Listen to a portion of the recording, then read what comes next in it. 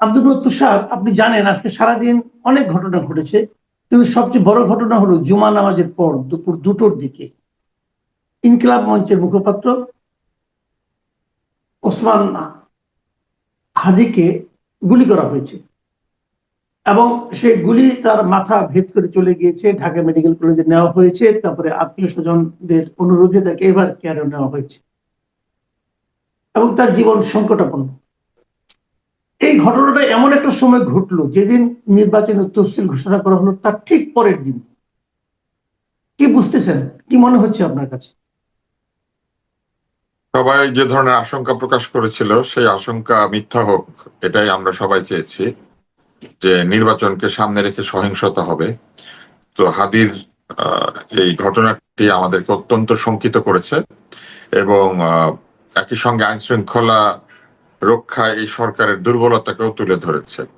আহ, যে ভিডিওটি আমি দেখেছি সেইখানে আহ, যেটি মনে হয়েছে সেটি হচ্ছে যে যারা খুন করেছে তারা পরিকল্পিত এবং তারা আহ পেশাদার। কেননা একটা চলন্ত যানবাহন থেকে আরেকটি চলন্ত যানবাহনে আহ গুলি করা কিংবা কাউকে লক্ষ্যভেদ করা এবং এইরকম মারাত্মক ভাবে এটা আসলে খুবই কঠিন। ফলে আমি বলবো যে যারাই এই পরিকল্পনা করে থাকুক, যারাই এর সঙ্গে জড়িত থাকুক, সকলকে শনাক্ত করে তাদেরকে আইনের আওতায় নিয়ে এসে বিচারের ব্যবস্থা করা দরকার। আর আমি ব্যক্তিগতভাবে খুবই দুঃখিত, হাদি আহ, তরুণ, হাদি এক ধরনের আহ, রাজনীতি সামনে নিয়ে এসেছিল, যে রাজনীতিতে তারুণ্যের তীব্র উদ্দীপনার বহিঃপ্রকাশ ছিল।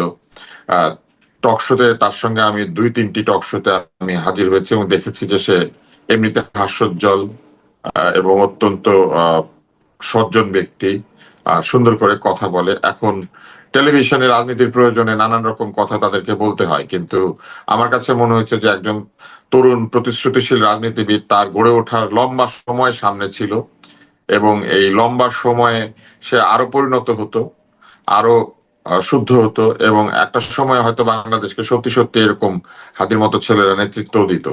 আমরা তো ভবিষ্যৎ জানি না, কিন্তু কারো অধিকার নাই, যত রাজনৈতিক দ্বিমত থাকুক, যত রকম ভেদাভেদ থাকুক, যত প্রতিদ্বন্দ্বিতা থাকুক, কারো অধিকার নাই, কোনোভাবে কেউ এটা পারে না যে কাউকে, তার প্রতিপক্ষকে অথবা যে কোনো লোককে, বাংলাদেশের যে কোনো নাগরিককে এইভাবে আহত বা নিহত করার চেষ্টা করা। আমি মনে করি যে এটা আমাদের সমাজের যে তীব্র অধঃপতন, সে অধঃপতনের একটা ছবি, যেখানে একজন তরুণের সঙ্গে যে কোনো কারণেই হোক, যে কোনো বিভেদের কারণে হোক, একজন তরুণ প্রতিশ্রুতিশীল রাজনীতিবিদকে এইভাবে ভায়োলেন্স বা সন্ত্রাসের শিকার হওয়া, আমি মনে করি যে এটা আমাদের জন্য খুব সুখকর না। এটা একটা অশনি সংকেত, এটা একটা বিপদ সংকেত। এইভাবে যদি চলে তাহলে মানুষ কিভাবে রাজনীতি করবে, কিভাবে কথা বলবে, কিভাবে একে অন্যের সাথে প্রতিদ্বন্দ্বিতা করবে? রাজনীতি মানেই হচ্ছে প্রতিদ্বন্দ্বিতা, আদর্শের প্রতিদ্বন্দ্বিতা, যুক্তির প্রতিদ্বন্দ্বিতা, নীতির প্রতিদ্বন্দ্বিতা। আমি কোনো ভাষা খুঁজে পাই না যে কিভাবে কারা এই কাজটি করতে পারে, এত নিষ্ঠুর, এত নির্দয়, এত জঘন্য। আমি এটা নিন্দা জানানোর আসলে ভাষা নাই, আমি শাস্তি দাবি করি। আমার ধারণা যে আপনিও এর সাথে একমত হবেন। আহ জি। আমি মনে করি যে আমাদের আইন শৃঙ্খলা বাহিনী ঠিকই খুঁজে বের করতে পারবে কারা এটা করেছে, এবং যদি খুঁজে বের করতে পারে তাদেরকে দ্রুত আইনের আওতায় নিয়ে আমি মনে করি যত দ্রুত সম্ভব বিচার করা উচিত। আমি হাদির আরোগ্য কামনা করি, আল্লাহ তাআলা চাইলে যে কোনো কিছু পারেন। হাদির জীবনী শক্তি আহ আল্লাহ যা দিয়েছেন সেটি তিনি বৃদ্ধি করে দেন এবং হাদিকে দীর্ঘ জীবন দেন। হাদি যেভাবেই হোক আমাদের মধ্যে বেঁচে থাকুক এবং আমাদের সঙ্গে থাকুক। আরেকটা জিনিস, আপনি নিজে তো একজন চিকিৎসক, আপনি নিশ্চয়ই আপনার বন্ধু বান্ধব আছে যারা নাকি চিকিৎসার সঙ্গে জড়িত ছিলেন। আপনি কতটুকু আশঙ্কা করছেন যে তার মানে এখন আসলে অবস্থাটা কেমন? মস্তিষ্কের যে কোনো ইনজুরি, যে কোনো আঘাত কিন্তু অন্যান্য জায়গার আঘাতের চেয়ে অধিকতর গুরুত্বপূর্ণ এবং আশঙ্কাজনক। কেননা আমাদের ব্রেইনটা আল্লাহ তাআলা এমন ভাবে বসিয়েছেন, আমাদের ব্রেইনটা যাতে প্রোটেক্টেড থাকে। আমাদের যে খুলি বা স্কাল, এটা অত্যন্ত শক্ত হাড় দিয়ে তৈরি করা এবং আমাদের ব্রেইনটা পানির মধ্যে বসানো থাকে, এবং সেইখানে যে কোনো আঘাত, একটা লাঠির আঘাতও অত্যন্ত ভয়ঙ্কর হয়ে যেতে পারে। মানুষ পড়ে গেলে পর্যন্ত, একটা লঞ্চে ওঠার সময় যে লঞ্চের ছোট দরজা গেট ধাক্কা খায়, সেখানে পর্যন্ত অনেক সময় ভয়ানক দুর্ঘটনা ঘটে যায়। তো সেই জায়গাতে গুলি করা হয়েছে। ডাক্তাররা যেটা বলেছেন যে গুলিটা একদিক দিয়ে ঢুকেছে, মাথার এক পাশ দিয়ে ঢুকেছে, কানের উপরে যে হাড়টা থাকে সেই কানের উপরের হাড় দিয়ে ঢুকে পেছনের হাড়টা দিয়ে বের হয়ে গিয়েছে। মুশকিল যেটা সেটা হচ্ছে যে হাদির এরই মধ্যে 2টা কার্ডিয়াক অ্যারেস্ট হয়েছে বলে ডাক্তাররা জানিয়েছেন। যদিও তাকে রিভাইভ করা সম্ভব হয়েছে, কিন্তু 2টা কার্ডিয়াক অ্যারেস্ট হওয়া মানে হাদির হার্ট বন্ধ হয়ে যেতে গিয়েছিল। তো এই সবকিছু বিবেচনায় নিয়ে ডাক্তাররা ভালো বলতে পারবেন যে তার কি অবস্থা আছে। তবে আহ, একটা পরীক্ষা আছে যেটাকে সেন্সিটিভ, মানে এক ধরনের স্নায়ুর একটা পরীক্ষা আছে, সেই পরীক্ষায় হাদির পারফরমেন্স অনেক লো ছিল। কিন্তু এটা আসলে ব্রেন ইনজুরি থাকলে হতে পারে, ধীরে ধীরে এটা আবার বাড়তেও পারে। এবং একই সাথে ডাক্তাররা যে চিকিৎসাটা করেছেন এটা একদম আধুনিক চিকিৎসা। তারা প্রথমে খুলির হাড়টা সরিয়ে ফেলেছেন যাতে করে এই গুলির আঘাতে ব্রেনে যেহেতু ইনজুরি হয়েছে সেখানে ইডিমা হবে, অর্থাৎ ব্রেনটা ফুলে যাবে, ভেতরে পানি জমবে, রক্তক্ষরণ হবে। ব্রেন যাতে কোনো চাপে না পড়ে, কারণ ব্রেনের চাপ সৃষ্টি হলে ওই চাপের কারণে ব্রেইনের ক্ষতি হয়। তো সেইটা তারা প্রথমে দূর করেছেন, তারপরে তারা রক্তক্ষরণ বন্ধ করেছেন, তারপরে খুলিটা খুলে রেখে দিয়েছেন। এবং এইটার পরে যখন হাতি সুস্থ হয়ে উঠবেন তখন আবার এটা বসানো যাবে। আপনার নিশ্চয়ই মনে আছে প্রথম আলোর একজন সাংবাদিক, একটা রোড ট্রাফিক অ্যাক্সিডেন্ট হয়েছিল তার, হওয়ার পরে তার এরকম খুলিটা খুলে রেখে দেওয়া হয়েছিল, পরে কিন্তু সেটা বসিয়ে দেওয়া হয়েছে। এরকম আরো কয়েকজন সাংবাদিক আমরা জানি তাদের এই ধরনের ইনজুরির পরে তারা বেঁচে ভালো হয়ে উঠেছেন। আমরা দু একজন ডাক্তারকেও জানি তারা এরকম হেড ইনজুরি থেকে বেঁচে উঠেছেন। আমরা আশা করি হাদি ভালো হয়ে উঠবেন, এতটুকু আমরা আশা করি এবং প্রার্থনা করি। তবে যে ধরনের বর্ণনা দেওয়া হয়েছে তাতে কিন্তু অত্যন্ত গুরুতর আঘাত এবং এটা অত্যন্ত আশঙ্কাজনক অবস্থায় হাদি আছেন। আচ্ছা, আপনি বললেন একটা কথা যে আপনার কাছে মনে হয়েছে এটা একটা পরিকল্পিত ঘটনা। তো পরিকল্পিত এটা ঘটনা যদি এটা মনে হয়েছে এই কারণে আপনি দেখেন কি যে হতে পারে? তারা তো জানতো নিশ্চয়ই যে হাদি এই জায়গাটা দিয়ে যাচ্ছে এবং তারা পাশে এসেছে, মোটরসাইকেলে চড়েছে, নিজেদেরকে আড়াল করেছে। এবং তারা এই যে গুলিটা করেছে এটা তো হত্যার উদ্দেশ্যে, কারণ হত্যার উদ্দেশ্যে গুলি কেউ মাথায় করতে পারে, তা না হলে এইভাবে তো করার কথা না। তো এটা নিশ্চয়ই হ্যাঁ। পরিকল্পিত। আর একেবারে যেদিন তার তফসিল ঘোষণা করা হলো নির্বাচনের পরের দিনই ঘটনাটা ঘটলো। আহ সবকিছু মিলে এটা তো মনেই হচ্ছে যেটা একটা পরিকল্পিত ঘটনা। আরেকটা জিনিস আমি লক্ষ্য করলাম যে আপনি নিশ্চয়ই ভিডিওটা দেখেছেন যে প্রথমে গুলি করার পর যে রিক্সায় করে তাকে নিয়ে যাওয়া হচ্ছিল, সেখানে যিনি ভিডিও করছিলেন তার চেহারা আমি দেখতে পাই নাই, কিন্তু উনি বারবার একটা কথা উচ্চারণ করছিলেন যে উনি ঢাকা 8-এ নির্বাচনে প্রতিদ্বন্দ্বিতা করার কারণে তাকে হত্যা করা হচ্ছে। এবং তারপর আমরা আরেকটা জিনিস দেখলাম যে মেডিকেল কলেজে যখন নাকি মির্জা আব্বাস তাকে দেখতে গেলেন তখন তার সঙ্গেও বেশ দুর্ব্যবহার করা হলো, ওখানে বেশ মানে তাকে দুও দেওয়া হলো। তো এইটা এটা সব মিলিয়ে আসলে একটা কোনো রাজনৈতিক সমর্থকরা পরিস্থিতি। এরকম করে, সমর্থকরা এরকম করে কামাল ভাই, কারণ সমর্থকদের তো প্রবল আবেগ থাকবে এই সময়টাতে। এবং যে যা বলবে তারা সেটাই বিশ্বাস করবে, বা তারা একটা শত্রু খুঁজে বের করার চেষ্টা করবে। এটা আমি অতীতেও বিভিন্ন ঘটনায় দেখেছি যে এই ধরনের কিছু নাম উচ্চারণ করলে লোকে প্রথমে এদের বিরুদ্ধে একটা রেগে যায় বা এরকম করার চেষ্টা করে। তো আপনি নিজেই বললেন যে ভিডিওর মধ্যে এরকম বলা হচ্ছিল, তো এরকম বললে পরে মানুষ তো তার প্রতিদ্বন্দ্বীদেরকে প্রথমে দায়ী করবে। কিন্তু আমার মনে হয় না যে এই বিষয়গুলি বাড়তে দেওয়া উচিত। বরং আমার মনে হয় যে সকল দল ও মত নির্বিশেষে সবাই মিলে হাদির খুনিদেরকে শনাক্ত করা, আইনের আওতায় আনা ও বিচার করার জন্য দাবি জানানো উচিত। কিন্তু আমি খুবই অবাক হই যে এইরকম একটি দুর্ঘটনার পরেও আমাদের যারা আইন শৃঙ্খলা রক্ষা করবেন বলে শপথ নিয়েছেন তাদের কেন জানি আমার কাছে খুবই দুর্বল এবং খুবই স্লো মনে হয়, ধীর গতি সম্পন্ন মনে হয়। আমি একটা ভিডিও দেখেছি, নির্বাচনের সহিংসতা নিয়ে প্রশ্ন করা হচ্ছে এবং উপদেষ্টা উত্তর দিচ্ছেন পেঁয়াজের দাম কেন বেড়ে গিয়েছে। এটা সত্য না মিথ্যা আমি জানি না, এটা ফেক না আসল। কিন্তু এইরকম অ্যাটিটিউড যদি থাকে, এইরকম যদি এড়িয়ে যাওয়ার প্রবণতা থাকে, তাহলে আজকে হাদি, কালকে আরেকজন, পরশু আরেকজন, এটা তো হতে পারে না। বাংলাদেশ এরকম মৃত্যুর মিছিলের দেশ হতে পারে না। বাংলাদেশ এইরকম অশান্ত সন্ত্রাসের জনপদ হতে পারে না। বাংলাদেশ এইভাবে তরুণ প্রাণ আর ক্ষয় করতে পারে না। আমি আমি জানি না যে কেন আসলে মানুষ সামান্য দুঃখ প্রকাশটুকু পর্যন্ত ঠিক মতো করে না। মানুষ কেন, মানে সব মানুষের কথা বলবো না আমি, ক্ষমতাবান মানুষেরা কেন এইভাবে দায়িত্বকে এড়িয়ে গিয়ে অনেকটা উট পাখির মতো মাথা গুঁজে থাকে। আমি কিন্তু নিজে আশাবাদী, আশাবাদী এই কারণে আপনি দেখেন মোহাম্মদপুরে যে মা মেয়েকে খুন করা হলো, একজন গৃহ পরিচারিকা, তার নাম কেউ জানতো না, তার কোনো ছবি ছিল না, সে এখানে সবসময় বোরখায় মুখ ঢেকে ঢুকতো, এবং সবকিছু দেখলাম যে তাকে চেনার কোনো উপায় নেই, তার নামও নাকি ঠিক নাই। তারপরেও তাকে কিন্তু পুলিশ 2 দিনের মধ্যে ধরে ফেললো। তো ওটা যদি পারে, তাহলে এটা না পারার কোনো কারণ আছে বলে কিন্তু আমার কাছে মনে হয়। আমি আশাবাদী হতে চাই, করা আশাবাদী উচিত, হতে আমি চাই। আশাবাদী হতে চাই। আমি মনে করি আমাদের পুলিশ খুবই ওয়েল ট্রেন্ড এবং খুবই একটি শক্তিশালী বাহিনী। পুলিশের মনোবল ভঙ্গ হওয়ার কারণে পুলিশ নিষ্ক্রিয়তা দেখিয়েছে বা নিষ্ক্রিয় ছিল, বা অনেক পুলিশ হয়তো এখনো খানিকটা এরকম মনোবলহীনতায় ভোগেন। কিন্তু আমি মনে করি যে এই হাদির ঘটনার ভেতর দিয়ে দোষীদেরকে শনাক্ত করে ধৃত করে তারা কিন্তু এই মনোবল শুধু না, জনগণের মধ্যে তাদের যে বিশ্বাস আস্থা সেটাকে আরো বাড়িয়ে তুলতে পারেন। আর ওই ঘটনাটাও আবার চিন্তা করেন, আমরা সাধারণ মানুষও কিন্তু আমাদের নিরাপত্তার ব্যাপারে খুব অসচেতন।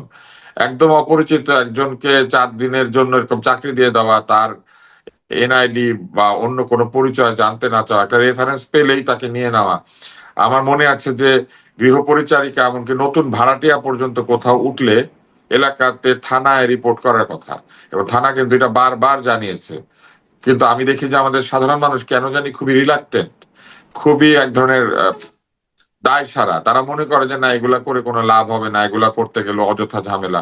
এগুলো অযথা ঝামেলা না, আমাদের সকলকে এই সাবধানতা অবলম্বন করতে হবে। দুর্ঘটনা তো সবার বাড়িতে ঘটে না, কিন্তু আমরা কি করে হুম। জানবো যে কালকে কার বাড়িতে এই দুর্ঘটনাটা ঘটবে? ফলে এই যে গৃহকর্মী নিয়োগ করা, নতুন দারোয়ান নিয়োগ করা, নতুন কর্মচারী আনা, বা অপরিচিত ব্যক্তিকে বাড়িতে বা নিচে দেখা বা আশ্রয় দেওয়া, আহ এই বিষয়গুলি নিয়ে আমাদের কিন্তু সচেতন হওয়া উচিত। এমনকি নতুন ভাড়াটিয়া ওঠা, সেই ভাড়াটিয়ার পরিচয় সম্পর্কে যথেষ্ট পরিমাণে জেনে রাখা উচিত। জি, এখন একটু রাজনীতির প্রসঙ্গে আসি। এখান থেকে এটা হলো, আমরা এটা দেখেছি যে হাদির এই ঘটনাকে কেন্দ্র করে কিন্তু সকল রাজনৈতিক দলের নেতৃবৃন্দ সবাই কিন্তু এটাকে নিন্দা জানিয়েছেন এবং অপরাধীকে ধরার জন্য সরকারের উপর তাগিদ দিয়েছেন। এর পাশাপাশি বিএনপির একটা বড় খবর আমরা আজকে দেখলাম, সেটা হলো যে বিএনপি আনুষ্ঠানিকভাবে জানিয়েছেন যে তাদের নেতা ভারপ্রাপ্ত চেয়ারম্যান মিস্টার তারেক রহমান, উনি এই মাসের 25 তারিখে দেশে ফিরতেছেন। এই প্রথম একটা তারিখ পাওয়া গেল। তো এটা কি আপনি মনে করেন যে বিএনপির জন্য একটা নতুন ইতিবাচক দিক, বিএনপির জন্য পজিটিভ কিছু, এবং আমাদের দেশের রাজনীতির জন্য কতটা পজিটিভ হবে? অবশ্যই এটা একটা ইতিবাচক দিক, কেননা বিএনপির প্রধান নেতা অসুস্থ, তিনি হাসপাতালে আছেন এবং এই মুহূর্তে কোনো আদেশ নির্দেশ দিতে পারছেন না। তো দ্বিতীয় ব্যক্তি যিনি বিএনপির ভারপ্রাপ্ত চেয়ারপারসন, তিনি এইখানে থাকাটা বিএনপির মনোবল অনেক বাড়িয়ে দিবে। পাশাপাশি তিনি এখানে উপস্থিত হলে সরাসরি দল প্রতি মুহূর্তে তার কাছ থেকে শারীরিকভাবে মানে উপস্থিত থেকে নির্দেশ পাবে। তিনি আবার পূর্ণ যে সম্পর্কগুলি আছে, জনসংযোগগুলি, সেগুলি করতে পারবেন। বহু বিষয় রয়েছে দলের অভ্যন্তরে যেগুলি তিনি সরাসরি সমাধান করতে পারবেন। ফলে নেতৃত্ব ফিরে আসা তো অবশ্যই তাদের দলের জন্য একটা গুরুত্বপূর্ণ বিষয়। আর 25শে ডিসেম্বর বেছে নিয়েছেন ক্রিসমাস ডে, এটা একটা আনন্দের দিবস। আহ আহ, বাংলাদেশে প্রচুর খ্রিস্ট ধর্মাবলম্বী আছেন তাদের জন্য, পাশাপাশি এটা একটা বিশেষ দিবস। সারা পৃথিবীতে এটাকে নানান ভাবে আনন্দের সঙ্গে পালন করা হয়। তো এটা এরকম একটা দিবসে তিনি ফিরে আসাটা অনেকটা সান্টা ক্লজের মতো। তো এটা খারাপ কিছু না, এটাও একটা আনন্দের ব্যাপার যে তিনি তার দলের কাছে আসছেন। এবং আমি মনে করি যে তার দল একই সঙ্গে যেমন আনন্দিত হবে, তেমনি তার দলের মধ্যে যারা কোন্দল করেছেন, উৎপাত করেছেন, চাঁদাবাজির অভিযোগ উঠেছে, তারাও নিশ্চয়ই শঙ্কিত হয়ে উঠবেন যে নেতা এখানে উপস্থিত থাকলে তাদের এই অন্যায় কর্মকাণ্ড নিশ্চয় আরো কঠোরভাবে তিনি দমন করবেন, এটা মানুষের আশা। আর পাশাপাশি তার মা আছেন, তিনি যদি তার মায়ের শয্যা পাশে থাকেন, সেটাও একটা আহ, ভালো বিষয় হবে। সবকিছু মিলে আমার কাছে মনে হয় এটা একটা ইতিবাচক ঘটনা। তবে দেশের আইন শৃঙ্খলা পরিস্থিতিকে অবশ্যই আরো কঠোরভাবে নিয়ন্ত্রণ করতে হবে এই সরকারকে। আহ, আজকের মতো এরকম একটি ঘটনা ঘটে গিয়েছে, যে ঘটনাটি আসলে পুরো দেশের আইন শৃঙ্খলা পরিস্থিতিকে আরেকবার প্রশ্নের সম্মুখীন করেছে। জি, কারণ অনেকেই কিন্তু বলছিলেন যে তারেক রহমানের নিরাপত্তার একটা ইস্যু আছে। এখন উনি যেদিন আসার সিদ্ধান্ত নিলেন, ওই দিনই এমন একটা ঘটনা ঘটানো হলো অথবা ঘটলো, যেটা নাকি মনে করেন আমাদের জন্য আসলে আতঙ্কের কারণে কিন্তু হয়ে যাচ্ছে। তো সরকারের এই ব্যাপারে কি ভূমিকা থাকবে? এবং আমার তো এখনো মনে হয়, আমি তো নিজে বলতেই চাই যে হাদির এই ঘটনা যদি আমি এককভাবে কাউকে দোষারোপ করি, দায় দেই, আমি মনে করি এই দায় সরকারকে নিতে হবে। এবং সরকার এই দায় কম এড়াতে পারবে না। যদি কমাতে চায়, তাহলে কমানোর একমাত্র উপায় হলো দোষীদেরকে অতি দ্রুত গ্রেপ্তার করা অথবা ধরে ফেলা? আপনি কি মনে করেন? দেশের আইন শৃঙ্খলা পরিস্থিতি এখন এইরকম যে আমি এটাও বুঝি না যে যারা নিশ্চিত প্রার্থী এদের জন্য একটা গার্ডের ব্যবস্থা করতে কি অসুবিধা। এত এত গানম্যান দেয়, এত লোককে এত নানা রকম নিরাপত্তা দেয় সরকার। আমি হুম। তো মনে করি যে হাদির পাশে একজন দেহরক্ষী সরকারি ভাবে থাকা উচিত ছিল, একজন বা দুইজন।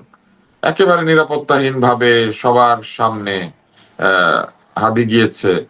আহ, দেশের এত বড় একটা নির্বাচন হবে এবং সেখানে প্রার্থীদের নিরাপত্তা তো একটা খুবই গুরুত্বপূর্ণ বিষয়, এবং না, প্রার্থীরা যখন আপনি আরেকটা জিনিস জনসংযোগ খেয়াল করবেন, করছে। হাদি কিন্তু বলেছিল গত নভেম্বর মাসে, সে বলেছিল যে তাকে নাকি 30 বার ফোনে হুমকি দেওয়া হয়েছিল। তো বলা হলে এটা তো সরকারের উচিত ছিল তাকে একটা সাপোর্ট দেওয়া। আমি তো পুরো বিষয়টা জানি না। আহ নিয়মতান্ত্রিক ভাবে হাদি যেটা করতে পারতো, পুলিশের কাছ থেকে নিরাপত্তা চাইতে পারতো, সরকারকে চাপ দিতে পারতো, হয়তো সে এটা মনে করে নাই। অত্যন্ত সাহসী ছেলে, ফলে সে হয়তো মনে করে নাই, সে ভেবেছে তার বন্ধু বান্ধবরা আছে। যে ধরনের ছবি বা অন্যান্য বিষয়গুলি ফেসবুকে আসছে, এগুলো সত্যি হলে তো বুঝতে হবে যে ঘাতক তার আশেপাশে নাকি বসে মিটিংও করেছে, এরকম কথাবার্তা আসছে। সত্য কিনা জানি না। যেটাই সত্য হোক কিংবা সত্য যতই কঠিন হোক, আমার কাছে মনে হয় যে এটা দ্রুত দ্রুত এই সত্য উদ্ঘাটন করা জরুরি। আর আহ, জীবনের হুমকির কথা যদি বলেন, তাহলে বাংলাদেশে এখন যারাই কোনো সত্যি কথা বলছে বা যারাই কোনো উচ্চ কণ্ঠে কথা বলছে, তাদের সবাইকে হুমকি দেওয়া হচ্ছে, এবং কেউ কম কেউ বেশি হুমকি পাচ্ছে। এবং এই বিষয়গুলিকে আহ, এক ধরনের গা ছাড়া মনোভাব নিয়ে আমাদের সরকার দেখছেন। আমি এটা বুঝি না কোনোভাবেই আসলে, যে কেন এই নির্লিপ্ততা, কেন এই উদাসীনতা, কেন নিরাপত্তার প্রশ্নের উত্তরে পেঁয়াজের দাম নিয়ে গল্প করতে হয়। এটা আমি কোনোভাবেই বুঝতে পারি না। জি, অনেক ধন্যবাদ, অনেক ধন্যবাদ ডক্টর আব্দুল লতিফ সাহেব। প্রিয় দর্শক, আপনি শুনলেন আমরা আসলে এমন একটা প্রসঙ্গ নিয়ে কথা বললাম যে খুললেন মুখ খুললেন আন্তর্জাতিক বার্তা সংস্থা রয়টার্সের কাছে, মুখ খুললেন 5 আগস্টের পর, 16 মাস পর এসে রাষ্ট্রপতিকে ঘিরে কত কি ঘটছে আমরা সবাই জানি, এবং তার লাইফটাও যে ঝুঁকির মুখে সে কথাও আমরা জানি। তারপরেও তিনি মুখ খুলেছেন। কেন মুখ খুলেছেন, কি কি বলেছেন, সেগুলো খুবই গুরুত্বপূর্ণ। সেখানে তিনি ডক্টর ইউনূস সম্পর্কে মন্তব্য করেছেন, সেনাপ্রধান সম্পর্কে মন্তব্য করেছেন, এবং তিনি পদত্যাগ করতে চান এ কথাও স্পষ্ট করে জানিয়ে দিয়েছেন, কারণ তিনি অপমান বোধ করছেন। বৃহস্পতিবার হোয়াটসঅ্যাপের মাধ্যমে বঙ্গভবন থেকে আন্তর্জাতিক বার্তা সংস্থা রয়টার্সকে একটি সাক্ষাৎকার তিনি দিয়েছেন, এবং সেখানে তিনি স্পষ্ট করে জানিয়ে দিয়েছেন, আমি বিদায় নিতে আগ্রহী, আমি এখান থেকে চলে যেতে চাই। তবে তিনি বলতে চাইছেন যে এখনই তিনি পদত্যাগ করতে চাইছেন না, খুব শিগগিরই পদত্যাগ করবেন। কখন করবেন তিনি বলছেন যে শুধুমাত্র সাংবিধানিক বাধ্যবাধকতার কারণে এখনই পদত্যাগ করছি না। নির্বাচন না হওয়া পর্যন্ত আমাকে দায়িত্ব পালন করতে হবে, সাংবিধানিকভাবে রাষ্ট্রপতি হিসেবে দায়িত্ব রয়েছে বলেই আমি এই অবস্থানে আছি। কোনো ধরনের ধার ধারছেন না। সাংবিধানিকভাবে তার যেসব রাষ্ট্রীয় আচার পালন করার কথা রাষ্ট্রপতির সঙ্গে, তার কিছুই করছেন না, এগুলো আমরা জানি। রাষ্ট্রীয় আচার অনুযায়ী প্রধানমন্ত্রী বা প্রধান উপদেষ্টা যে কোনো গুরুত্বপূর্ণ সিদ্ধান্ত নেওয়ার আগে রাষ্ট্রপতির সঙ্গে দেখা করেন। প্রধান উপদেষ্টা কিংবা প্রধানমন্ত্রী গুরুত্বপূর্ণ কোনো সফরে বিদেশ গেলে সেখান থেকে এসে রাষ্ট্রপতিকে সেসব বিষয়ে অবহিত করতে হয়, এর কিছুই তিনি করছেন না। এগুলো নিয়েও নানান ধরনের কথা উঠেছে, কিন্তু কোনো ধরনের কোনো ভ্রুক্ষেপ নেই। এমনকি আমরা জানি যে জাতীয় স্মৃতিসৌধ কিংবা শহীদ মিনারে আমাদের যে জাতীয় দিবসগুলো রয়েছে, সেটি বিজয় দিবস, স্বাধীনতা দিবস কিংবা শহীদ দিবস, যেটি হোক না কেন, আমরা এতদিন দেখে এসেছি প্রধানমন্ত্রী বা প্রধান উপদেষ্টা রাষ্ট্রপতির সাথে একসাথে গিয়ে এসব জায়গায় পুষ্পস্তবক অর্পণ করেন। কিন্তু আমরা কি দেখলাম এই কয় মাস ধরে,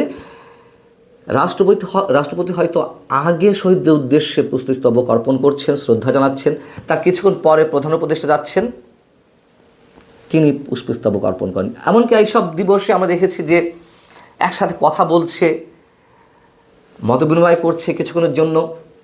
এগুলোর কোনো ধরনের কিছু ভ্রুক্ষেপ করেননি ডক্টর মোহাম্মদ ইউনূস। এই যে হীনমন্যতা, এই যে এক ধরনের কি বলা যায় এটাকে, নিচু মানসিকতা, এই সরাসরি বলি। কেন এগুলো পরিচয় দিতে হবে? পছন্দ নাই থাকতে পারে, কিন্তু একজন যোগ্যতম ব্যক্তি, একজন শিক্ষিত ব্যক্তি, একটা রাষ্ট্রের বা সরকারের প্রধান হিসেবে কারো কাছ থেকেই তো আমরা এই ধরনের আচরণ প্রত্যাশা করতে পারি না। ঠিক এসব কারণেই রাষ্ট্রপতি অপমান বোধ করছেন। তিনি বলছেন যে গত 7 মাস ধরে প্রধান উপদেষ্টা ডক্টর মোহাম্মদ ইউনূস তার সাথে দেখা করেননি। এবং আরও ভয়ঙ্কর কথা, যে কথাটি, রাষ্ট্রপতির প্রেস উইং থাকবে না, রাষ্ট্রপতির যে কার্যাবলী, গুরুত্বপূর্ণ কার্যাবলী বা বিভিন্ন আচার অনুষ্ঠান, এগুলো সম্বন্ধে গণমাধ্যমকে ব্রিফ করার মতন কোনো প্রেস উইং তার নেই। এটি কল্পনা করা যেতে পারে? রাষ্ট্রপতির জীবন ঝুঁকির মুখে, সে কথা আমরা জানি, কিন্তু এই যে বিষয়গুলো, যেই ফর্মাল যেই বিষয়গুলো, সেইগুলো কেন থাকবে না? তিনি বলছেন যে সেপ্টেম্বরে বিশ্বজুড়ে বাংলাদেশি মিশনগুলোতে বা দূতাবাসগুলো থেকে তার ছবিগুলো সরিয়ে নেওয়া হয়েছে, নামিয়ে ফেলা হয়েছে। এটা নিয়ে অনেক কিছু হয়েছে আমরা জানি, যদিও সরকারের পক্ষ থেকে দাবি করা হয়েছিল না, এই ধরনের কোনো নির্দেশনা দেওয়া হয়নি। নির্দেশনা না দেওয়া হলেও যদি সরকারের কথাই আমরা সত্যি সত্যি ধরে নিই, রাষ্ট্রপতি কিন্তু চিঠি দিয়েছিলেন যে কেন এটি করা হলো। বিদেশি মিশনগুলোতে আমরা সবাই জানি যে সরকার প্রধানেরও ছবি থাকে না, থাকে হচ্ছে রাষ্ট্রপ্রধানের ছবি। বাংলাদেশের ক্ষেত্রে সেখানে এতই হীনমন্যতা যে কেন রাষ্ট্রপতির ছবি থাকবে, কেন আমার ছবি নয়, এমন একটা মানসিকতা তিনি তুলে ধরলেন। ডক্টর ইউনূস সাহেবের কথা বলছি। তো সেই সম্পর্কেও তিনি, রাষ্ট্রপতি রয়টার্সের কাছে খোলামেলা কথা বলেছেন। তিনি বলছেন যে রাষ্ট্রপতির প্রতিকৃতি ছিল, রাষ্ট্রপতির ছবি ছিল সমস্ত কনসুলেটে, দূতাবাস এবং হাই কমিশনে, এবং এটি হঠাৎ করে এক রাতেই মুছে ফেলা হয়েছে, সরিয়ে নেওয়া হয়েছে। মানুষের কাছে একটি ভুল বার্তা যাচ্ছে যে সম্ভবত রাষ্ট্রপতিকে সরিয়ে দেওয়া হচ্ছে। আমি অত্যন্ত অপমানিত বোধ করছি। এটাও সত্য কথা। যখন রাষ্ট্রপতির ছবি সরিয়ে নেওয়ার বিষয়গুলো আমাদের সামনে এলো, বিভিন্ন ইনফর্মাল ওয়েতে, পরবর্তীতে গণমাধ্যমে এলো, তখনই এই কথা বলেছিলাম, তাহলে কি রাষ্ট্রপতিকে সরিয়ে দেওয়া হচ্ছে? আমি নিজেই মন্তব্য করেছিলাম। এগুলো মানুষের মধ্যে একটা ভীতির সঞ্চার করছিল যে কেন, কি হতে যাচ্ছে। এবং রাষ্ট্রপতিকে সরানোর জন্য এই যে বৈষম্য বিরোধী ছাত্র আন্দোলন বা এই যে কোটা বিরোধী আন্দোলন, তাদের একটি অংশ, শক্তিশালী একটা অংশ দাবি করছিল রাষ্ট্রপতিকে সরাতে হবে, ফ্যাসিবাদী সরকারের প্রতীক ইত্যাদি ইত্যাদি নানান ধরনের মন্তব্য করছিল। শুধুমাত্র সেনাপ্রধান এবং বিএনপির আপত্তির কারণে কিন্তু রাষ্ট্রপতিকে সরানো যায়নি। তো সেই যে ছবিগুলো সরিয়ে ফেলা হলো, সে সম্পর্কে জানতে চেয়ে রাষ্ট্রপতি চিঠিও দিয়েছিলেন সরকারের কাছে বা পররাষ্ট্র দপ্তরে। তিনি বলছেন যে ইউনূসকে প্রতিকৃতিগুলো সম্পর্কে চিঠি লেখা হয়েছিল, কিন্তু কোনো ব্যবস্থা নেওয়া হয়নি। আমার কণ্ঠস্বর দমন করা হয়েছে, তাকে তো কোথাও কথাও বলতে দেওয়া হয়নি। এমনটা মোটামুটি বলা যেতে পারে যে অবরুদ্ধ অবস্থায় তিনি আছেন এই 16 মাস। তিনি বলছেন যে চিঠি দেওয়া হয়েছিল রাষ্ট্রপতির ছবি বিদেশি মিশনগুলো থেকে সরিয়ে ফেলার জায়গা থেকে সরিয়ে ফেলার বিষয়ে, সে বিষয়ে ডক্টর ইউনূসের প্রেস উপদেষ্টারা মানে কোনো উত্তর তো দেননি। এবং রয়টার্স বলছে এই বিষয়েও আবার তাদের মন্তব্য জানতে চাওয়া হয়েছিল, কিন্তু ডক্টর মোহাম্মদ ইউনূসের প্রেস উপদেষ্টারা তাৎক্ষণিকভাবে কোনো মন্তব্য করতে চাননি বা প্রশ্নের উত্তর দেননি। সেনাপ্রধান জেনারেল ওয়াকারুজ্জামান সম্পর্কেও তিনি কথা বলেছেন খোলামেলা। রাষ্ট্রপতি বলছেন যে সেনাপ্রধান জেনারেল ওয়াকারুজ্জামানের সাথে তার নিয়মিত যোগাযোগ রয়েছে এবং জেনারেল ওয়াকারের বাহিনী অর্থাৎ সেনাবাহিনী 2024 সালের আগস্টে শেখ হাসিনার বিরুদ্ধে প্রাণঘাতী বিক্ষোভের সময় একপাশে দাঁড়িয়েছিল, যা এই প্রবীণ রাজনীতিকের ভাগ্য নির্ধারণ করেছিল। রাষ্ট্রপতি শাহাবুদ্দিন বলছেন সেনাপ্রধান ওয়াকারুজ্জামান স্পষ্ট করে জানিয়ে দিয়েছেন ক্ষমতা দখলের তার কোনো ইচ্ছে নেই এবং বাংলাদেশের যে সামরিক শাসনের ইতিহাস রয়েছে সেটা থাকা সত্ত্বেও জেনারেল ওয়াকারুজ্জামান বলে দিয়েছেন যে তিনি গণতন্ত্র ফিরে পেতে চান যে কোনো অবস্থায় বাংলাদেশে। যেটি বলছিলাম যে ছাত্রদের একাংশ তার পদত্যাগের দাবি করছিল, কিন্তু কোনো রাজনৈতিক দল তার পদত্যাগ দাবি করেনি। বিএনপি সহ আরও যেসব রাজনৈতিক দল রয়েছে সে প্রসঙ্গে তিনি বলছেন, যদিও কিছু ছাত্র বিক্ষোভকারী প্রাথমিকভাবে আমাকে পদত্যাগের দাবি জানিয়েছিল, কিন্তু কোনো রাজনৈতিক দলই তাতে ভ্রুক্ষেপ করেনি।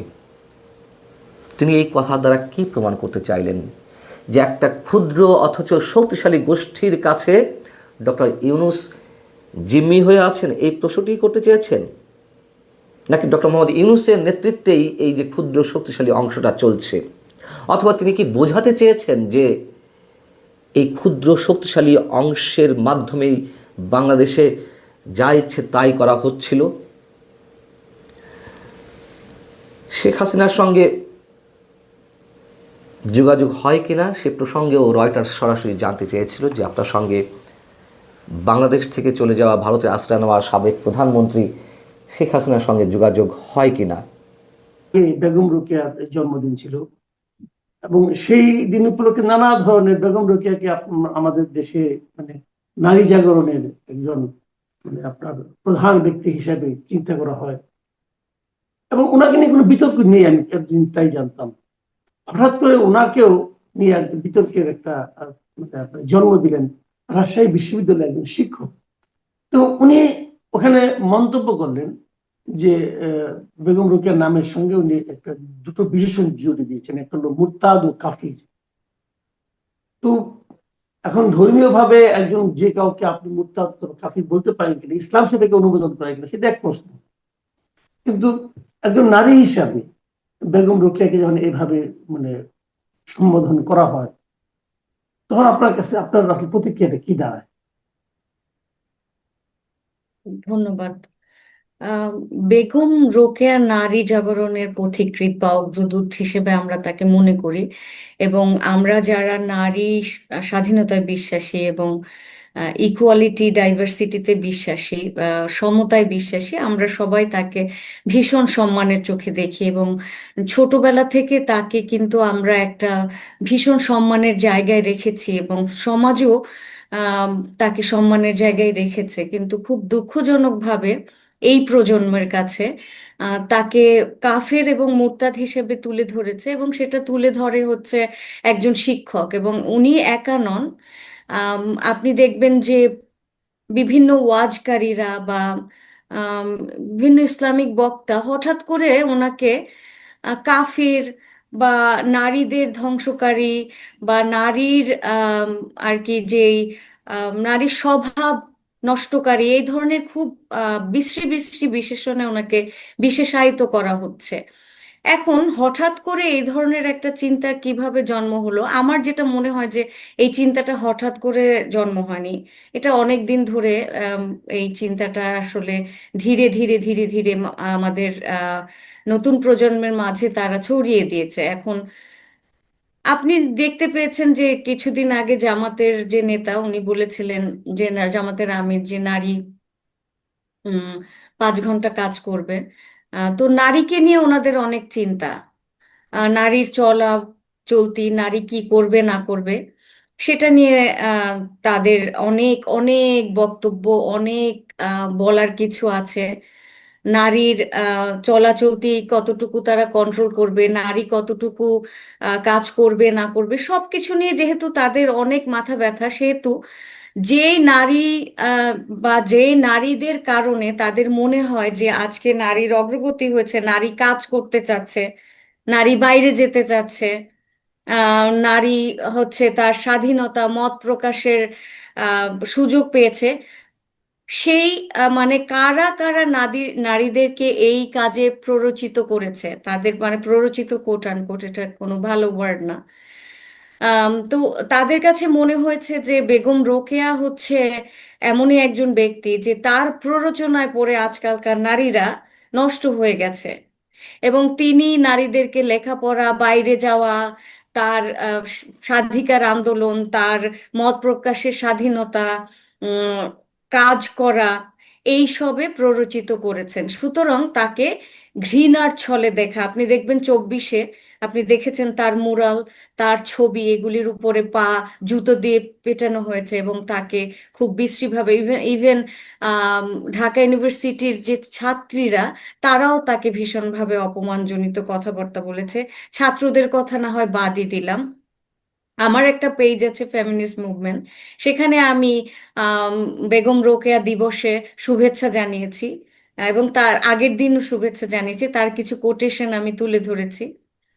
তো সেখানে এসে শুধু তাকেই যে গালাগাল করা হচ্ছে তা নয়, এখানে আমাদের সবাইকে, আমাকে গালাগাল করা হচ্ছে নোংরা ভাষায়।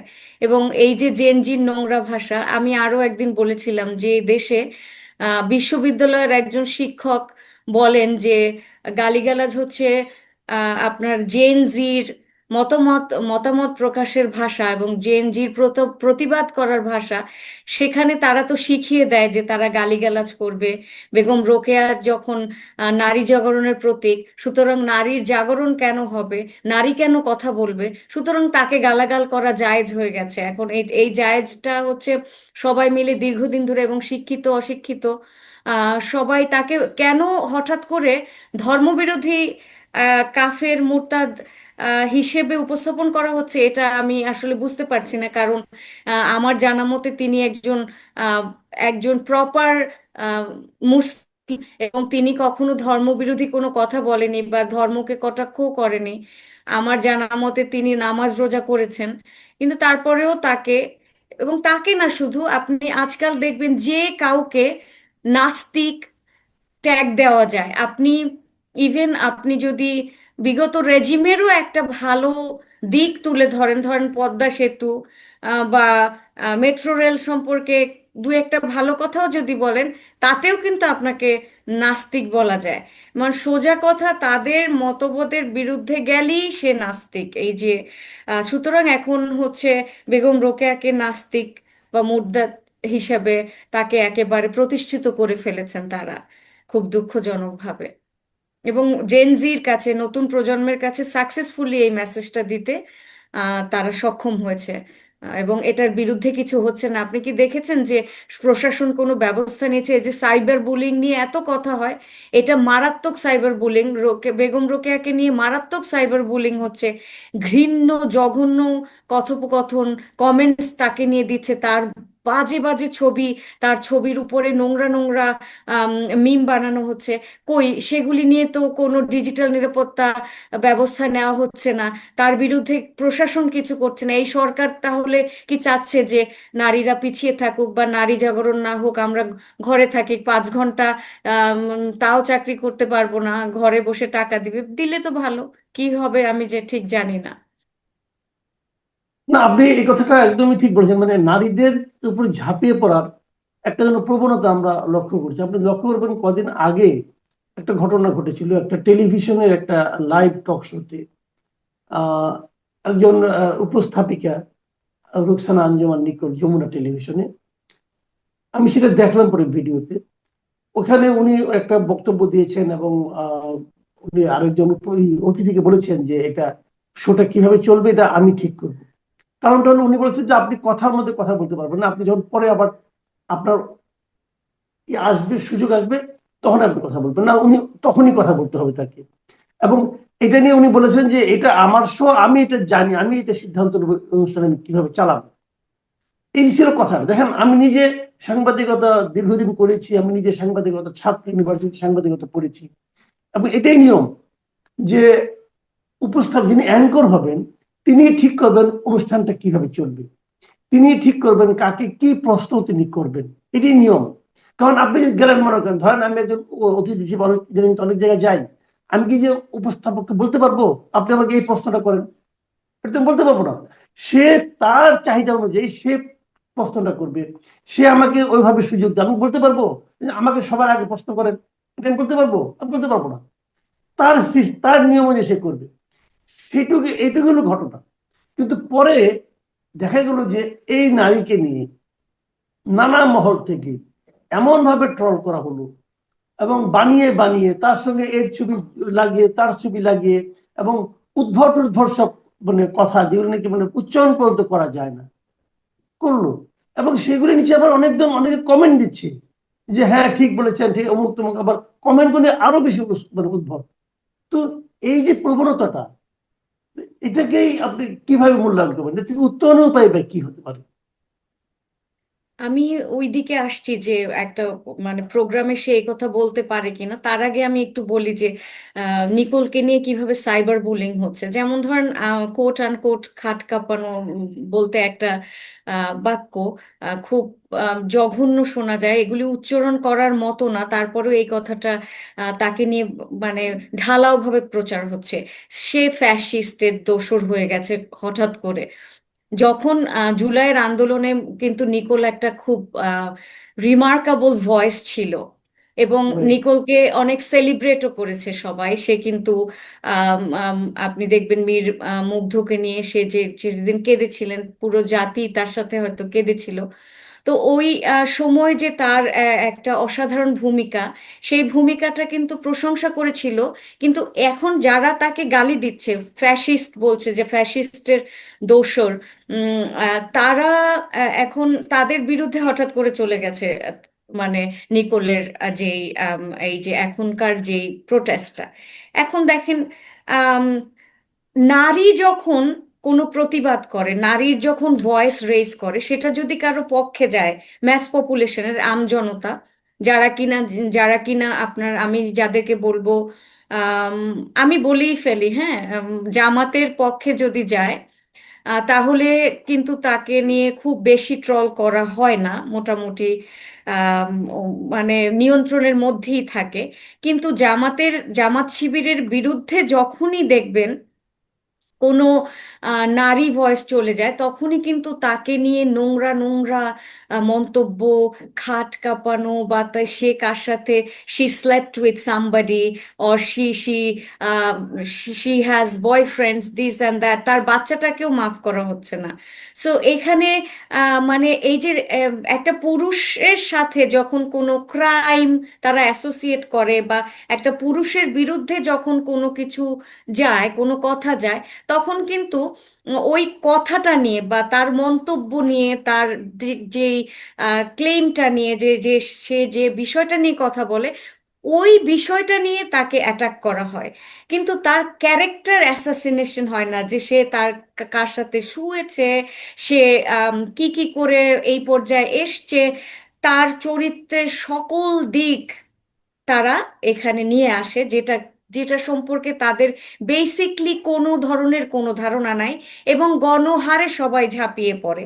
এটা হচ্ছে নারীর বিরুদ্ধে একটা বাংলাদেশের আপনার পূর্বতন প্রজন্ম বলেন, এখনকার প্রজন্ম বলেন, একদম ইয়াংরা বলেন, কেউ এই ব্যাপারে পিছিয়ে নাই। সবাই হচ্ছে নারীর ক্যারেক্টার অ্যাসাসিনেশনের, নারীকে ছোট করা, খাটো করা, তাতে সে বেগম রোকেয়া হোক, তাতে নিকোল হোক, তাতে আমি শিক্ষক হই, আহ, কেউ কিন্তু এখানে মাফ মাফ পাচ্ছে না। আমি নিকোলকে নিয়ে একটা পোস্ট দিয়েছি, আমাকেও সম পরিমাণে গালিগালাজ করা হয়েছে, এবং এটা অনেক রিচও হয়েছে, কারণ যেহেতু নিকোলের পক্ষে বলেছি, হুট করে যদি একজন দেখে ফেলে আপনার বট বাহিনীর, তাহলে বট বাহিনী ওইটা শেয়ার করতেই থাকবে, আর আপনাকে অকথ্য ভাষায় গালিগালাজ করবে, যেটা একেবারেই মানে আম, একটা জাতিকে কতটুকু সভ্য হিসাবে ইন্টারন্যাশনালি প্রেজেন্ট করে, সেটা নিয়ে মানে আসলে খুব দুঃখ প্রকাশ করা ছাড়া আর কিছু থাকে না। আমি আরেকটা কথা বলছি, যেটা কিনা মানে আপনি এই প্রোগ্রামটা হোস্ট করছেন, এখন আপনার একটা নির্দিষ্ট নিয়ম আছে, এই যে অন্য মঞ্চে শোটা কতক্ষণ আপনি করবেন, কিভাবে কথা বলবেন, বা কি কি প্রশ্ন করবেন, কি কি বিষয়ে প্রশ্ন করবেন, এটা তো সাধারণত হোস্ট হিসেবে আপনিই নির্ধারণ করেন। এখন আপনি যদি আমাকে থামিয়ে দেন, তাহলে কিন্তু কথা বলার রাইট আমি রাখি না, কারণ এটা আপনার প্ল্যাটফর্ম। আমি একজন শিক্ষক, আমি যখন ক্লাসরুমে থাকি আমি নির্ধারণ করি যে কোন কোন শিক্ষার্থী কাকে প্রশ্ন করব, কে উত্তর দিবে, কে কে টার্ন নিবে। একজনের পর আমরা বলেই দেই কিন্তু যে আমি যখন কথা বলবো তখন তোমরা শুনবে, তোমরা যখন বলবে আমি তখন শুনবো। এবং একবারে সবাই মিলে কথা বলবে না, একজনের পর একজন টার্ন নিয়ে কথা বলবে, যাতে তোমরা হ্যান্ড রাইজ করবে, যাতে আমি আহ, কথাটা তোমাদের প্রশ্নের উত্তর দিতে পারি এবং তোমাদের থেকে উত্তরটা নিতে পারি। এটা কি হয়, এটাকে বলে সিভিল ডিসকোর্স। আপনার লজিক্যাল রিজনিং থাকবে, আমরা যখন কথা বলবো তখন আমরা রিজনটাকে দেখব, লজিকটাকে দেখব, রাদার দেন পার্সোনাল অ্যাটাক করব। এখন নিকোলকে হুট করে স্বৈরাচারী, আপনি তো স্বৈরাচারী মনোভাব বা স্বৈরাচারী কায়দায় আপনি কথা বলছেন, না এটা কোনো স্বৈরাচারী কায়দা না। এটা হচ্ছে একটা শো, সে একজন হোস্ট, সেই নির্ধারণ করবে তার শোটায় কে কতক্ষণ কথা বলবে। আপনার মনে আছে 24-এ 2 মিনিট করে বা একটা নির্দিষ্ট সময় ধার্য করে দেওয়া হতো, তারপর মাইকটা বন্ধ হয়ে যেত। এর হুম। কারণটা কি? কারণ শো এর একটা নিয়ম শৃঙ্খলা যাতে বজায় রাখে, এটা কিন্তু একটা শৃঙ্খলার অংশ। এবং এই শৃঙ্খলা, এই মেনে চলা, ডিসিপ্লিন মানা মানে কিন্তু আনডেমোক্রেটিক কোনো প্রসেস না। এখন যেটা আমি বারবার বলি যে আমরা গণতন্ত্রকে বুঝি না, আমাদের দেশে গণতন্ত্রকে মবতন্ত্র হিসেবে আমরা এখানে আর কি মপতন্ত্র হিসেবে বিষয়টাকে আমরা প্রচার করার চেষ্টা করছি। এই যে ব্যারিস্টার শাহরিয়ার, উনি ইংল্যান্ডে ছিলেন, উনি একজন ব্যারিস্টার। উনি কি জানে না যে কথা বলার একটা নিয়ম আছে, টার্ন আছে, তার টার্ন কখন আসবে, তাকে কখন সুযোগ দিবে, তখন সে কথা বলবে। তো নিকোল রাইটলি বলতেই পারে যে আমার শোটা আমি যেভাবে চাইবো সেভাবেই আমি আমার শোটাকে নিয়ন্ত্রণ করব। এখন দেখেন রাষ্ট্র কিন্তু আমাকে আপনাকে তার সকল নাগরিকের যে বিহেভিয়ারকে তার বায়ো পাওয়ার দিয়ে নিয়ন্ত্রণ করে।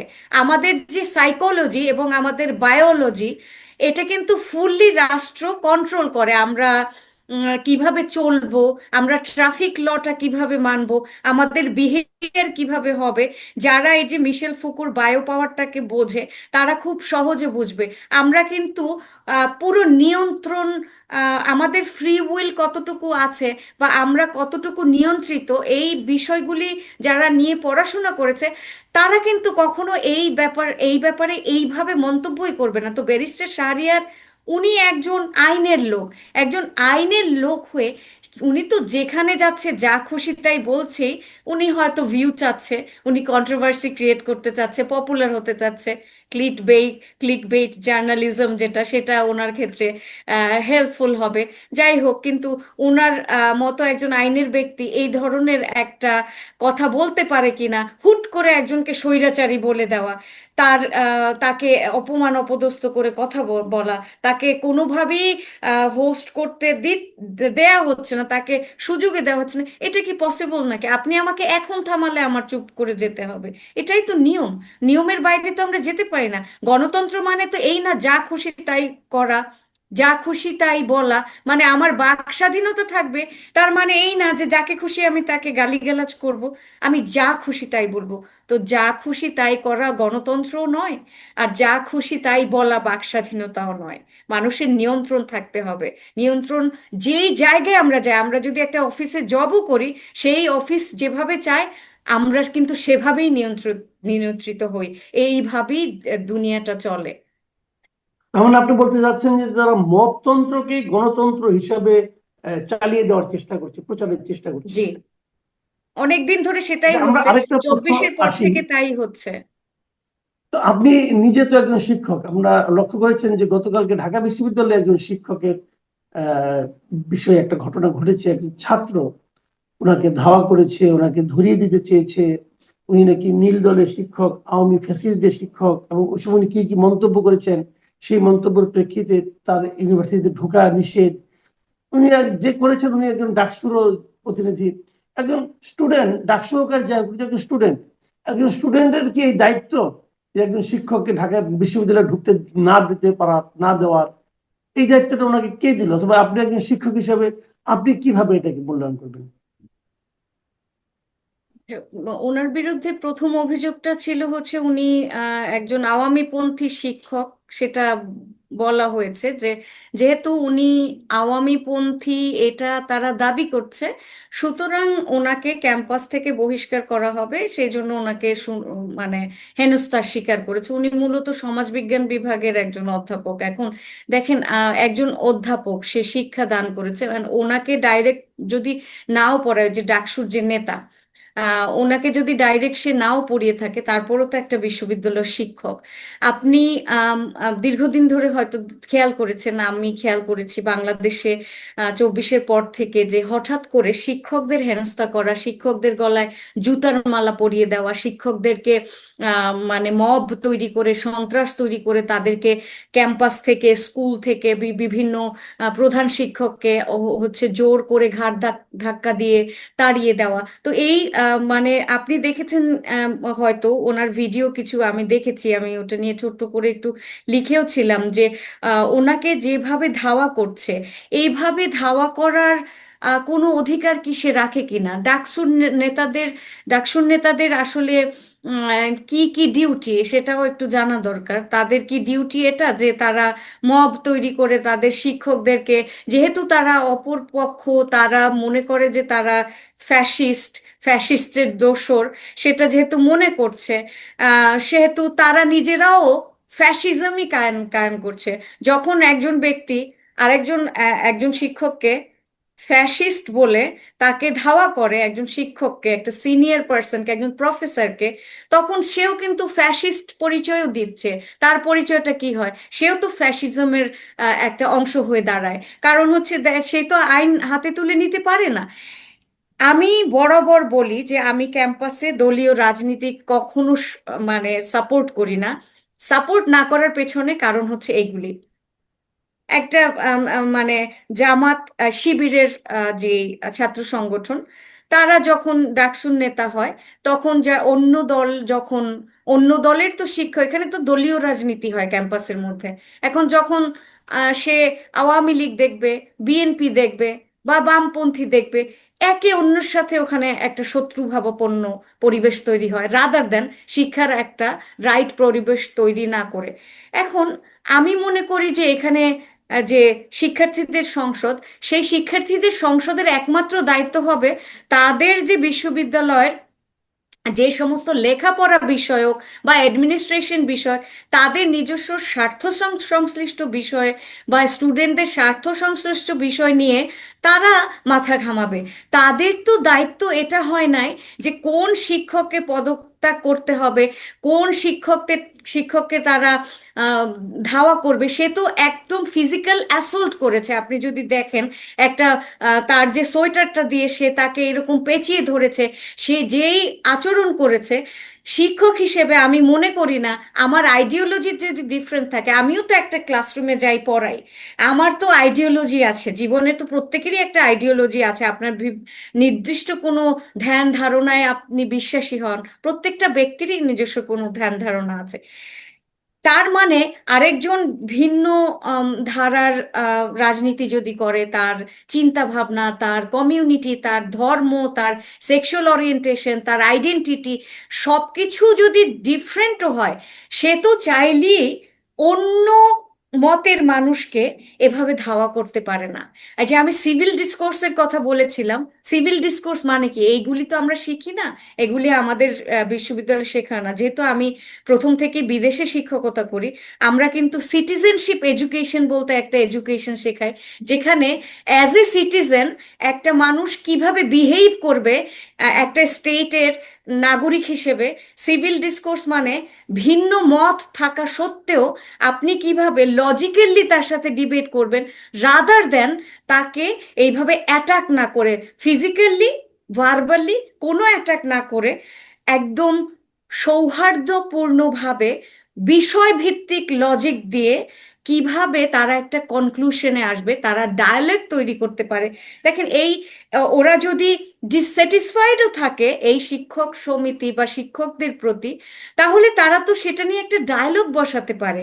সেখানে তারা একটা মিটিং বসিয়ে সুন্দর করে, যেহেতু তারা ডাকসুর নেতা, তারা সবাই মিলে শিক্ষকদের সাথে একটা মিটিং আয়োজন করে সুন্দর করে সেটা মিলে কথা বলতে পারে। এভাবে ধাওয়া, এটা কি সম্ভব একটা সভ্য দেশে? একটা, না, এটা কেমন সম্ভব কিনা আপনি গণতন্ত্র? আপনি কেন সন্দেহ করছেন? এটা তো সম্ভব হলো, আমরা তো দেখলাম। কেউ কিছু বললো না, বরং হাততালি করলো। যে ছাত্রটা নিজে ফেসবুকে বললো আমি এটা করেছি, আপনি ওখানে দেখবেন কেউ তাকে কিন্তু কোনো প্রতিরোধ করেনি, বরং তারা খুশি আপনারা ভালো কাজ করছেন। আমাদের দেশটা এইভাবে চলছে, এটা রাষ্ট্রই কতদিন তাই চলতে করছে। দেওয়া যায়? এটি এখন বড় পড়া হয়েছে তার মাথায়, এবং তার অবস্থা খুবই সংকটাপন্ন।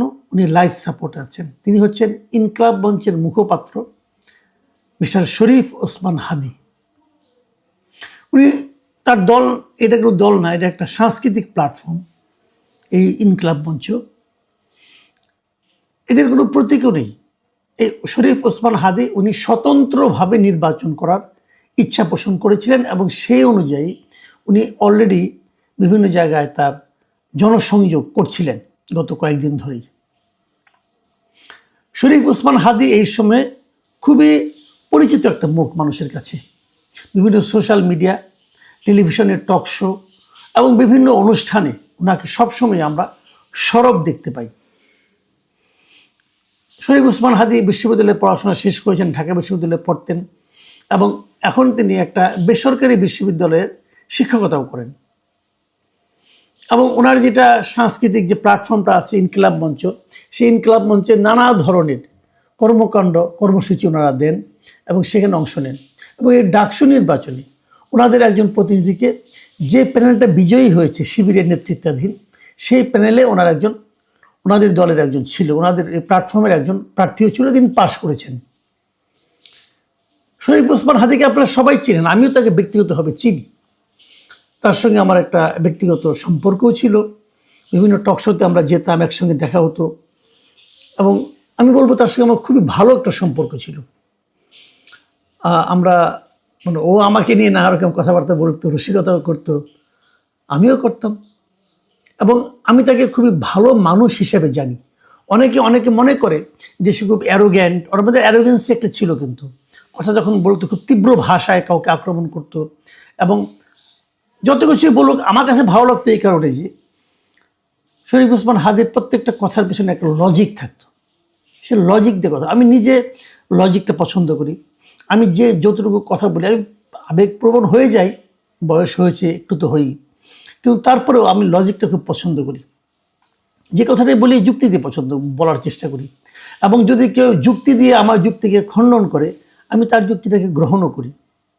কারণ আমি মনে করি আপনি যা কিছুই করেন না কেন, মানুষের লজিক্যাল হওয়া উচিত। আমি শরীফ ওসমান হাদির মধ্যে সেই জিনিসটাই দেখতাম। অন্যান্য তার সময়ের এই যে আপনার যে গণ আন্দোলন যেটা হলো গত বছরের, সেই গণ আন্দোলন থেকে উঠে আসা যে ছাত্র নেতারা ছিল, তাদের মধ্যে আমার কাছে শরীফ ওসমান হাদিকে সবচেয়ে অ্যারোগ্যান্ট এবং সবচেয়ে লজিক্যাল লোক হিসেবে মনে হইতো। এবং তার পড়াশোনা ছিল, ভালো পড়াশোনা ছিল।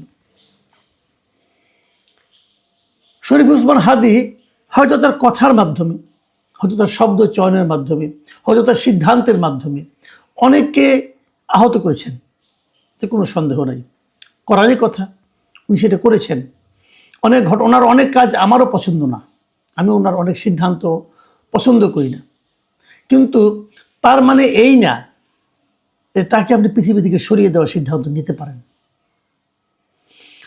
এই কাজটা কারা করেছে? একজন লোককে আপনি গুলি করতে পারেন না, সে যেই হোক না কেন। যদি আপনি মনে করেন যে তার কথাগুলি ঠিক না, তার বিরুদ্ধে আপনি আদালতে যান, মামলা করেন, তার সঙ্গে আপনি তর্ক করেন, তার সঙ্গে আপনি বসে তর্ক করেন।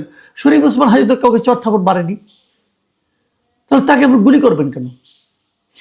বলা হচ্ছে ঘটনা আজকে দুপুর 2টার দিকে উনি জুমা নামাজ পড়ে ওই পল্টনের দিকে যাচ্ছিলেন, বিজয়নগরের দিকে, এই যে বক্স কালভারটা আছে সেখান দিয়ে যখন যাচ্ছিলেন, তখন 3টা মোটরসাইকেল এসে তাকে গুলি করে দ্রুত চলে যায়। তাদেরকে তাৎক্ষণিকভাবে ধরা যায়নি বলে যে ধরা যাবে না, আমি তা মনে করি না। আমি মনে করি আমাদের পুলিশ বিভাগ অত্যন্ত তৎপর, যদি তারা হতে চায়, আপনার মাথায় রাখেন, মোহাম্মদপুরে মা মেয়েকে হত্যা করলো যে এইটা কাজের মেয়েটা আয়েশা নামের, মানে ছদ্মনাম কিনা জানি না, সে আয়েশাকে কিন্তু 2 দিনের মাথায় ধরে ফেলেছিল। আয়েশার কোনো ঠিকানা ছিল না, পরিচয় ছিল না, আয়েশাকে কেউ দেখেনি, সবসময় বোরখা দিয়ে হিজাব পরে আসতো। তারপরে কিন্তু তাকে ধরতে কোনো সমস্যা হয়নি, পুলিশ চাইলে পারে। এখন ওসমান হাদির খুনিরা ধরা পড়বে কিনা, আমি মনে করি পুলিশ চাইলে পারবে। এখন পুলিশ চাইবে কিনা, পুলিশকে চাইতে বলা হবে কিনা, এগুলো আমি জানি না, কিন্তু আমি এটাও মনে করি ধরা পড়া উচিত। শরীফ ওসমান যদি কারো পাকা ধানে মই দিয়ে থাকে, যদি ধরলাম দিয়েছে, তো তাকে আপনি হত্যা করতে পারেন না। হত্যা কিন্তু আরেকটা হত্যাকে ইনভাইট করে, এই জিনিসটা মাথায় রাখতে হবে। শরীফ ওসমান হাদির অনেক কথায়, অনেক কাজে অনেকে ক্ষতিগ্রস্ত হতে পারেন, আহত বোধ করতে পারেন, কিন্তু তার জন্য তাকে আপনি এভাবে হত্যা করবেন, এটা ঠিক করেন না, কারণ এটা সমাজে একটা অস্থিরতা তৈরি করে। এখন কি হয়েছে দেখেন, অনেকে কিন্তু অনেকের দিকে কিন্তু সন্দেহের চোখ যাচ্ছে। দেখেন আজকে দেখলাম শরীফ ওসমান হাদি নির্বাচন করতে চেয়েছিলেন ঢাকা 8 আসনে। ঢাকা 8 আসনে আরেকজন প্রার্থী বিএনপির প্রার্থী মির্জা আব্বাস, খুবই হ্যাপি এক প্রার্থী। মির্জা আব্বাস আজকে হাসপাতালে ঢাকা মেডিকেল কলেজে শরীফ ওসমান হাদিকে দেখতে গিয়েছিলেন। ওখানে যে উনি রোষের মুখে পড়েছেন, কেন? উনি তো দেখতে গিয়েছিলেন, ওনার প্রতি ক্ষোভ দেখানোর তো কোনো প্রয়োজন দেখি না আমি। উনি কি হত্যা করেছেন? হত্যা করেননি।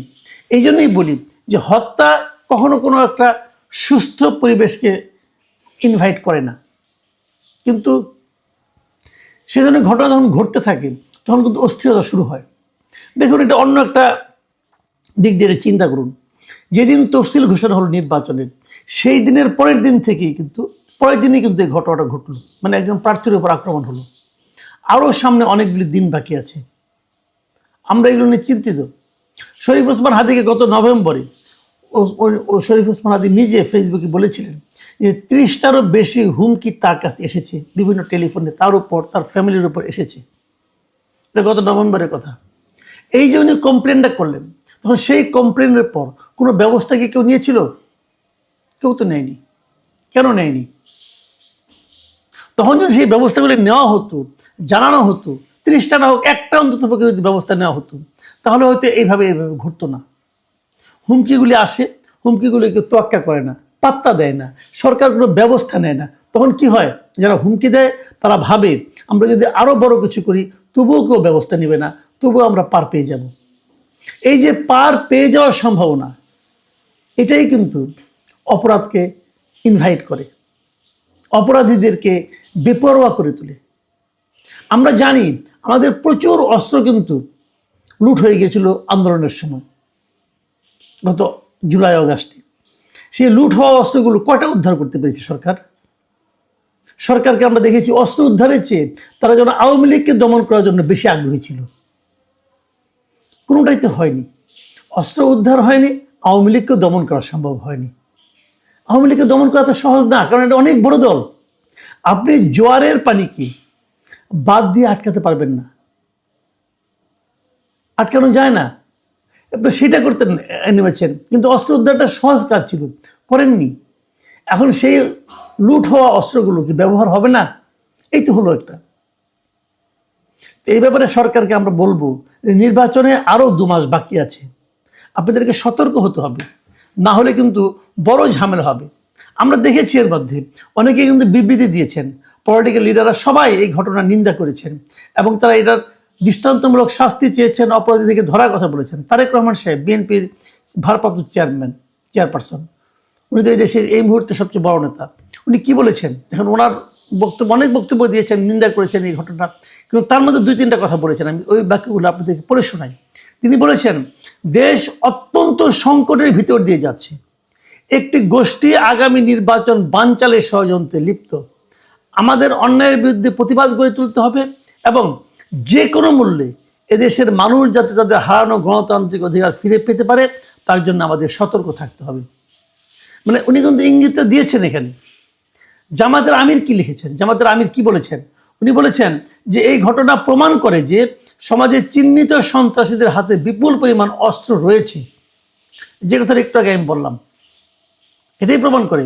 এবং তিনি আরও বলেছেন যে এদেরকে, সন্ত্রাসীদেরকে পাকড়াও করতে হবে এবং এই পাকড়াও করার কাজে যদি কোনো ধরনের শিথিলতা প্রদর্শিত হয় তাহলে সুষ্ঠু নির্বাচনের বুলি একেবারে ফাঁকা বলে প্রমাণিত হবে। এখন দেখা যাক তারা কতটুকু শিথিলতা দেখায়।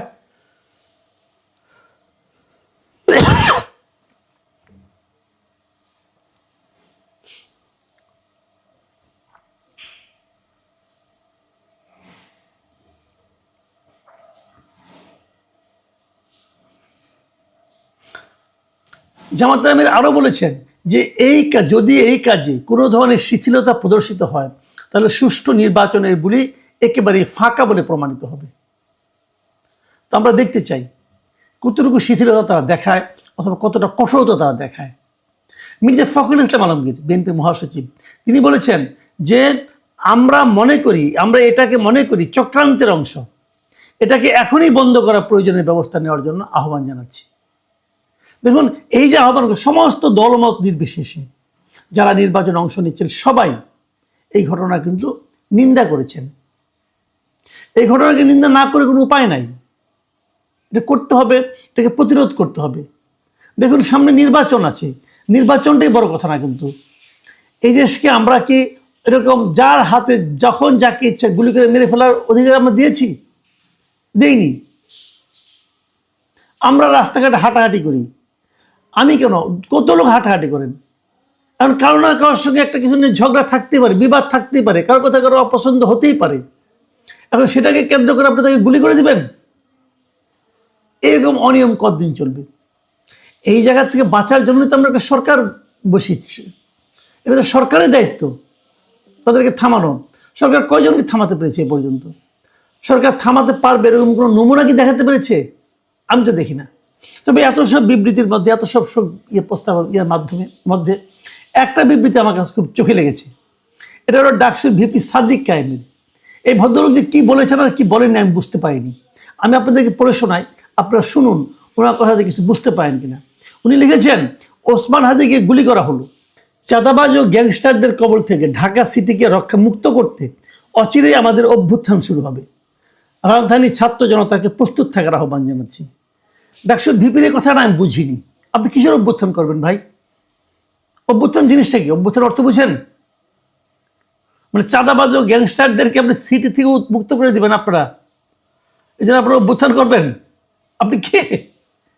মানে এই ভদ্রলোক, আমি এর সম্পর্কে না এই ডাকসু নির্বাচনের আগে অনেক উচ্চ ধারণা ছিল আমার। ইদানিং তার কথাবার্তা এত এলোমেলো লাগে। আবার শুনছি ওনাকে নাকি জামাত ইসলাম মানে কি এমপি ইয়েতে নমিনেশনও দিচ্ছেন। আমার ওনার বক্তব্য কথাবার্তা এত এলোমেলো লাগে যে আমি বুঝে পাই না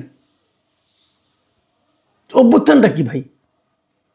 যা হোক, আমি ওনাকে বলবো আপনাদের মূল নেতা ডাক্তার শফিকুর রহমান, ওনাকে অনুসরণ করুন। পরিমিতি বোধ কাকে বলে শফিকুর রহমান সাহেবের কাছে শিখুন। প্রিয় দর্শক, আমি বক্তব্য শেষ করবো এই বলে যে শরীফ ওসমান হাদি